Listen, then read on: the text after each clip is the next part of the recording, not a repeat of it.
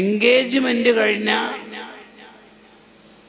ആണും പെണ്ണും നാളെ വിവാഹിതരാവേണ്ടവർ ഇന്ന് അവരുടെ ലൈംഗിക സ്വയുള്ള കിന്നാര വർത്തമാനങ്ങൾ ഫോണിലൂടെ ടൈപ്പ് ചെയ്യലോ കോൾ ചെയ്ത് സംസാരിക്കലോ ഹറാമാണ്. അപ്പോഴാണ് ഇൻസ്റ്റഗ്രാമിലെ മുഫ്തികൾ വന്ന് ഇറങ്ങി വരുന്നത്, ശബ്ദം ഔറത്തല്ലല്ലോ. ഓ, എങ്ങനെ ശബ്ദം ഔറത്തല്ലല്ലോ? നമ്മളെ ആരെയും കൺട്രോൾ ചെയ്യേണ്ടത് ഇൻസ്റ്റ അല്ലല്ലോ, നമ്മളെ കൺട്രോൾ ചെയ്യേണ്ടത് മദീനയായിരിക്കണം.